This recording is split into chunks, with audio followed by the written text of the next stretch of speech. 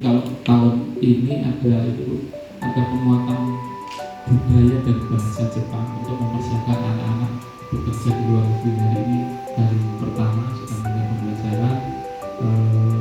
Kita bekerja sama dengan LPP Enter yang kemarin sempat saya tanyakan ke Bu Sekdes tentang kelembagaannya, sehingga kita selama 6 bulan ke depan ada 13 siswa kita belajar bahasa dan budaya Jepang, dan mudah-mudahan nanti bulan Juni setelah mereka lulus bisa berangkat ke Jepang. Jadi biaya pelatihan itu selama 6 bulan ditanggung oleh pemerintah pusat melalui program SMK pusat per bulan. Namun ada biaya yang akan ditanggung oleh siswa sendiri, itu biaya pemberangkatan, jadi biaya izin tinggal, biaya pemberangkatan itu harus ditanggung oleh siswa sendiri, dan kita sudah seleksi mereka, orang tua dan siswa kita seleksi di ruangan ini, sehingga nanti yang kita pilih nanti benar-benar bisa memanfaatkan program persiapan bahasa tersebut untuk benar-benar berangkat ke negeri Jepang, untuk harapannya untuk bekerja di Jepang selama 3 tahun, pulang membawa saldo tabungan yang cukup untuk berwirausaha di kota Waringin Timur ini. Jadi rangkaian kegiatan SMKPK lebih banyak daripada tahun lalu. Kalau tahun lalu hanya 11 program, tahun ini 19 program. Tambahannya yang paling besar yaitu pelatihan bahasa dan kemudian juga tambahan job fair. Jadi tahun ini Bu Kabid dan Bu Sekdes 3 sekolah SMK Cempaka, SMK 1 Sampit dan SMK 2 Sampit akan menyelenggarakan job fair. Mungkin mohon bantuan biar nanti tidak saling tumpang tindih kegiatan itu, biar kami saling menguatkan pada job fair tersebut sehingga tidak berjalan sendiri-sendiri, karena kalau kami mengajak rekan yang selevel mungkin agak sulit ya. Sempat kami tawarkan ke salah satu SMK, ayo kita job fair bareng-bareng 3 sekolah, kita job fair bareng, kita gunakan ruang mana, apakah di gedung serbaguna ataukah di City Mall, tapi belum bersedia. Jadi mungkin kita akan menyelenggarakan masing-masing job fairnya. Kalau SMK 2 Sampit tahun lalu sudah ada, mungkin tahun ini ada lagi. SMK 1 Cempaka tahun lalu sudah PK tapi belum ada job fair. Tahun ini 3 sekolah tersebut mengadakan job fair di sekolah masing-masing. Mungkin nggak banyak yang saya sampaikan, marilah teman-teman nanti bisa mengikuti kegiatan ini. Kegiatan ini diikuti oleh guru-guru kejuruan, yaitu sebagian dari guru umum, dan untuk BKK di sekolah SMK 1 sampai telah berjalan. Ini nanti akan diskusi dan menyampaikan informasi kepada guru ini, ketua BKK, yang bagaimana kondisi BKK kita biar ikut juga terbahas pada forum ini. Demikian yang saya sampaikan. Apabila ada kurangnya mohon maaf. Wassalamualaikum warahmatullahi wabarakatuh. Terima kasih. Demikian tadi atas sambutan yang disampaikan oleh Bapak Kepala Sekolah. Pemindah acara selanjutnya kita langsung ke Ibu narasumber. Silahkan dari Ibu siapa dulu, karena ini ada 2 pembicara. Yang pertama nanti masalah penguatan kelembagaan BKK dan penguatan tenaga kerja. Untuk itu waktu dan seterusnya kami serahkan kepada Ibu narasumber. Terima kasih. Assalamualaikum warahmatullahi wabarakatuh. Saya Ibu Adisa, Sekretaris Dinas Tenaga Kerja dan Transmigrasi. Kebetulan pada hari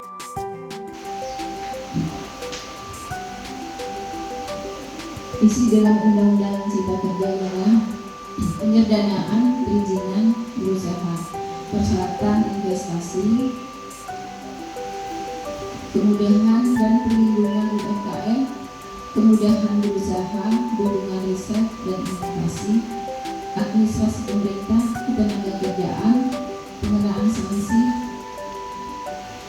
pengadaan serta investasi proyek. Di bidang Penta menangani teknis prosedur penerbitan AK1 Pak Ibu-ibu. Untuk mengurus AK1 kita akan mencari pekerjaan di bidang penempatan tenaga kerja dengan sistem online dan password dengan menggunakan siap kerja permanen. Jadi ke Dinas Tenaga Kerja mungkin dalam pengurusan kartu AK1 menyiapkan dokumen-dokumen yang diperlukan, KTP, KK, ya, nah, dokumen yang diperlukan untuk mengurus kartu AK1, ijazah terakhir, dilegalisir 3 lembar, KTP 3 lembar, pas foto ukuran 3x4 3 lembar, dan pembuatan kartu AK1 online. Jadi ibu-ibu bisa mengupload sendiri, di situ ada petugas kami yang membantu. Jadi memasukkan data, jadi bisa dimasukkan data itu langsung, dan bisa mungkin kalau bisa masukkan mulai rumah bisa dicetak sendiri di rumah atau minta bantuan ke tempat servis kami. Peraturan Menteri Ketenagakerjaan RI Nomor 16 Tahun 2002 tentang pedoman penyaluran bantuan pemerintah di Kementerian Ketenagakerjaan tahun 2023. Ini tentang penyaluran bantuan ketenagakerjaan TKM mandiri, ya, dasar hukumnya.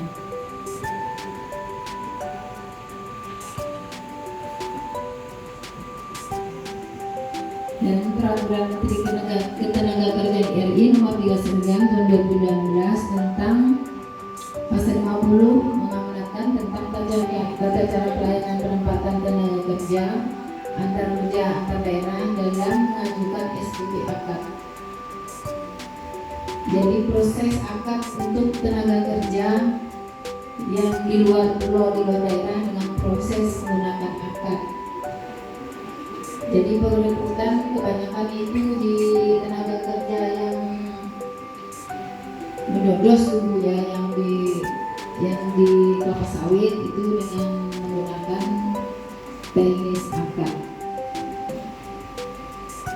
Serta dalam proses penempatan tenaga kerja akad untuk LTTKS perlu disusun pedoman pelayanan penempatan tenaga kerja. Mengembangkan di tingkat sekolah atau SMK. Secara spesifik, pendidikan kejuruan untuk mempersiapkan tenaga kerja terampil tingkat menengah untuk menampung tenaga kerja terampil untuk mendukung perekonomian bangsa.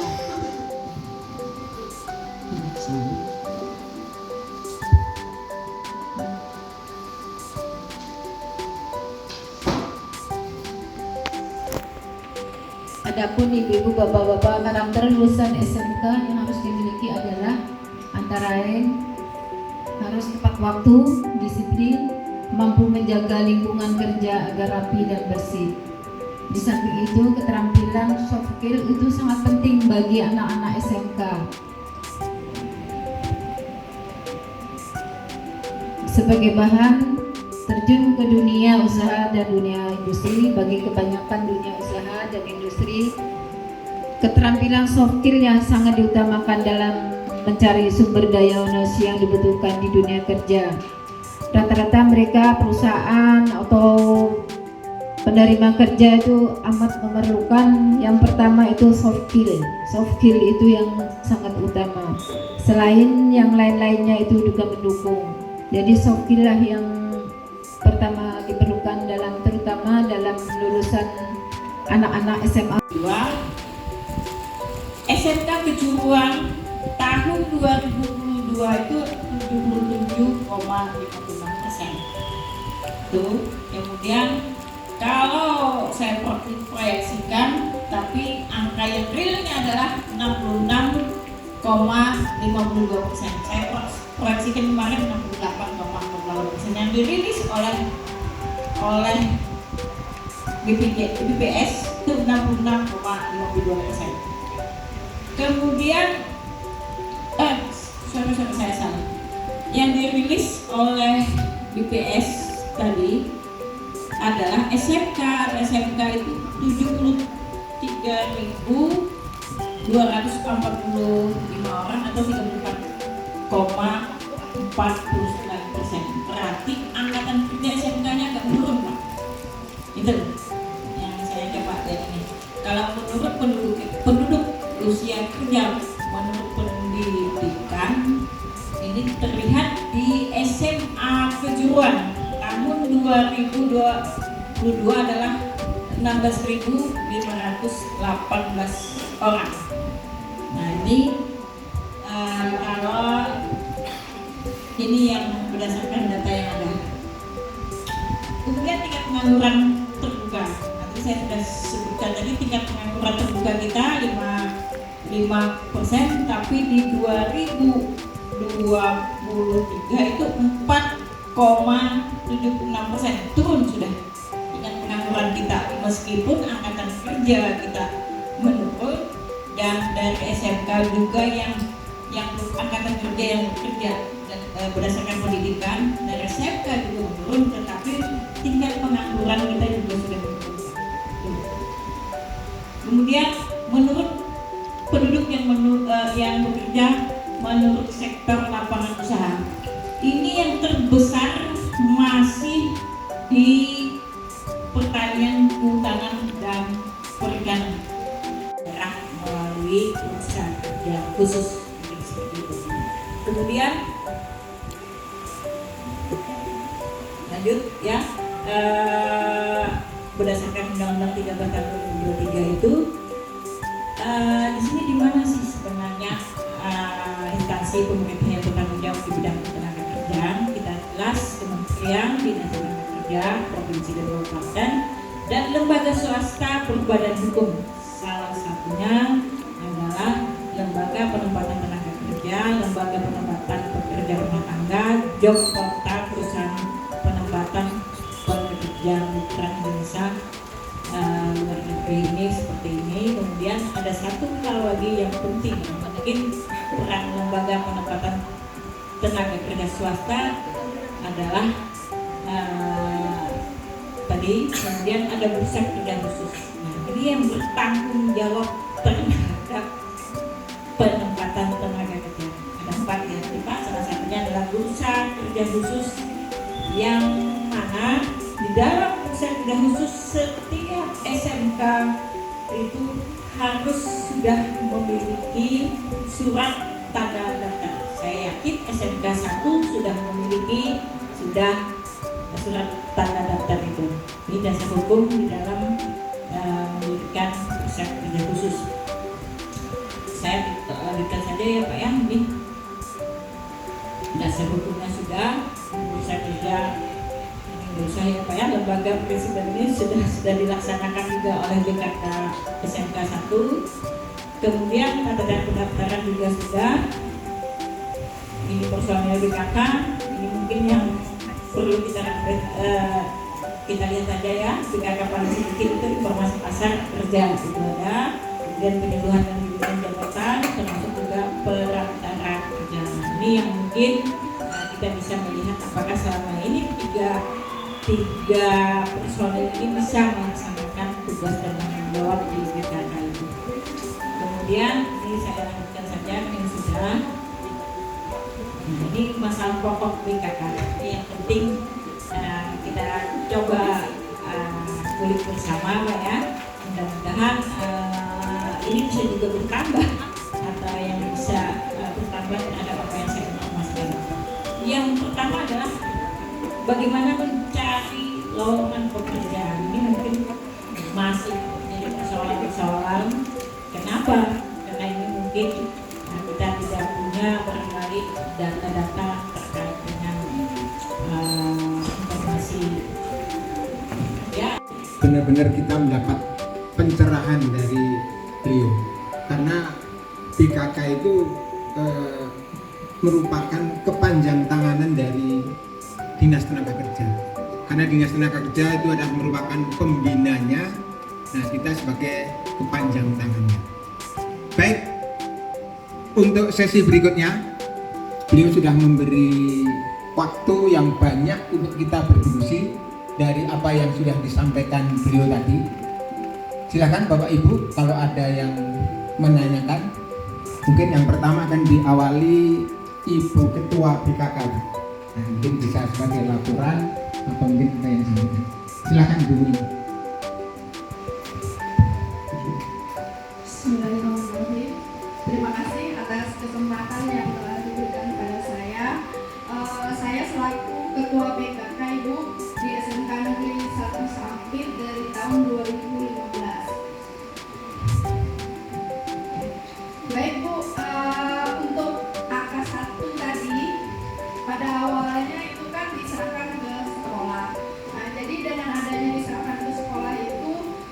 jadi lebih mudah untuk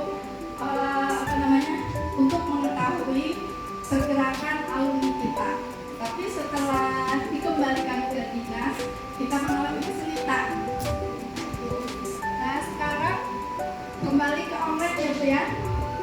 Nah, itu kita akan ada program ke depan untuk bisa sekolah atau BKK akan melaksanakan untuk AK1 tadi dikelola oleh sekolah.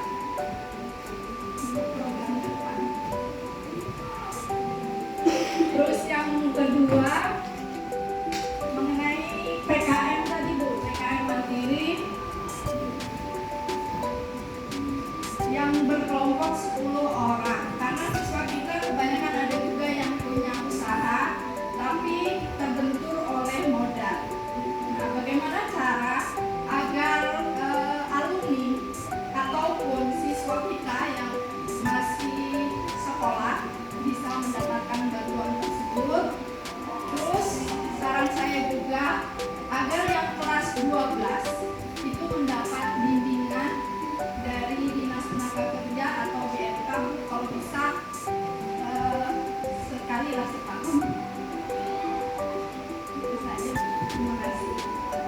Assalamualaikum warahmatullahi wabarakatuh. Siapa tadi? Ini ya.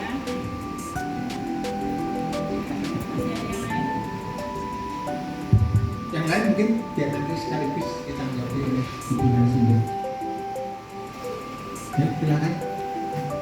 Bebas saja, lu nggak usah tekan, kita santai saja. Tidak tanya, saya tekan sekali. Saya berubah.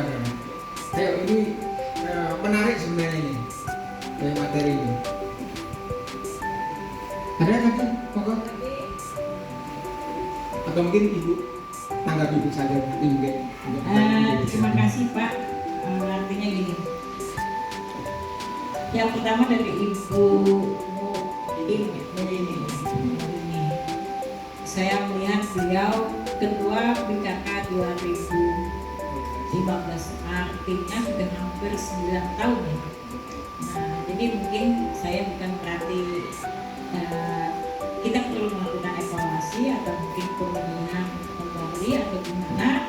Kalau memang beliau tetap ini pernah berganti apa enggak? Belum pernah berganti lagi apa enggak? Nah itu dia yang artinya, tapi nanti ya silakan saja. Ini salah satu tadi saya jawab adalah bagaimana kita mengevaluasi terhadap kelembagaan kita. Karena bagaimanapun juga saya tidak melihat buruknya ini ya, tidak, tetapi barangkali memang kita perlu ada semacam inovasi-inovasi yang memang dalam pengelolaan BKK. Nah itu yang salah satu inovasinya adalah reorganisasi. Itu yang kedua, reorganisasi, artinya restrukturisasi. Ini yang mungkin perlu Pak. Nih, karena revisi governance itu kalau di pemerintah itu ada 3: reorganisasi, refungsi, restrukturisasi. Ada restrukturisasi, strukturnya kita harus berubah. Sudah sesuai ke BLK yang ada, BKK yang ada di sini. Yang tadi saya lihat ada 3 personil yang harus disiapkan. Sudah sesuai atau tidak? Itu harus kita evaluasi. Yang kedua, refungsi. Refungsi itu fungsinya sudah sesuaikan fungsinya terhadap BKK itu. Ya, jadi itu yang penting. Reorientasi. Orientasi itu terkait dengan tujuan dari BKK itu. Jadi kita melihat mengevaluasi terhadap organisasi kelembagaan dari BKK itu sendiri. Kalau di pemerintah daerah, kita itu pun juga dilakukan yang namanya reformasi birokrasi. Itu salah satunya adalah melakukan yang namanya evaluasi terhadap kelembagaan organisasi. AK1 melalui siap kerja saja masih belum bisa diterima semua sekolah. Kenapa pemerintah pusat menarik semua itu? Karena mungkin dulu melalui AK1 yang disiapkan itu kita juga mungkin ada kendala di dalam mengumpulkan itu. Nah, jadi itu. Yang kedua, perubahan transportasi digitalisasi. Ini yang kita mempermudah sebenarnya. Hanya mungkin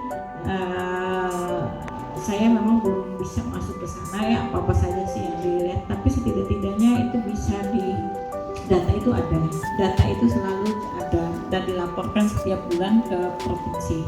Nah, saya tidak tahu apakah itu pusatnya ke sekolah-sekolah yang ada, terutama untuk PKK ini. Nah, ini yang mungkin nanti bisa juga memberi masukan kepada pimpinan, bahkan barangkali bisa memberi masukan kepada pusat dan seperti itu.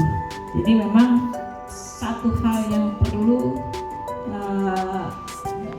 untuk melakukan adalah kita perlu melakukan informasi itu. Informasi itu, kurang informasi itu tidak hanya dari luar. Jadi kita sendiri pun juga harus siap dengan informasi. Ini mungkin nanti salah satunya yang saya masukkan, contoh misalnya itu apa yang harus dilakukan, itu mungkin pengelolaan BKK itu mengelola BKK secara profesional, mengelola calon alumni secara optimal, mendekati dunia usaha, dunia kerja secara intens, membangun kemitraan jejaring dengan stakeholder. Yang poin 4 itu membangun kemitraan jejaring dengan stakeholder. Stakeholder itu tidak hanya dunia usaha, tapi kita juga salah satunya membangun jejaring itu, kemitraan jejaring itu adalah untuk menggali informasi, lowongan pekerjaan. Nah, jadi itu yang harus kita coba benahi gitu. Jadi ada 4 apa yang harus dilakukan. Itu tadi ini saya berikan bonus lah terkait dengan ini. Nah, judulnya nih mungkin slide berapa tuh, slide 3. Apa yang harus dilakukan. Jadi mengucapkan banyak terima kasih kepada Ibu Alfisa dan Ibu Sri Utami yang mana telah meluangkan waktu untuk memberi pencerahan kepada kita. Semoga apa yang telah disampaikan bisa bermanfaat dan bisa tidak lanjuti. Karena selama ini Bu, terus terang aja memang pembinaan dari Dinas Tenaga Kerja memang mohon maaf sangat kurang gitu. Nah, sehingga ya ada tapi jalan di tempat itu tadi. Jadi mungkin dengan adanya kegiatan ini nanti bisa menumbuhkan lagi dan menyambung lagi, dan mungkin kalau bisa nanti untuk BKK yang baru itu langsung buat grup yang baru aja Bu. Jadi yang ada itu dimasukkan lagi nanti yang belum dihubungi. Karena kalau menurut data tempat saya itu di Kabupaten itu hanya dari 30 hanya 18 saja yang gabung. Jadi masih ada beberapa sekolah yang belum bergabung.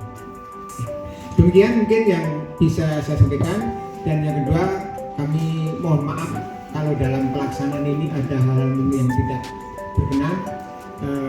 Itulah dunia pendidikan, mungkin di dunia usaha mungkin sangat berbeda dengan lingkungan yang ada di tempat ini. Demikian, nanti setelah kita tutup, sebelum kita bubar nanti kita foto bersama dulu. Sekian dari saya dan kita akhiri. Wassalamualaikum warahmatullahi wabarakatuh.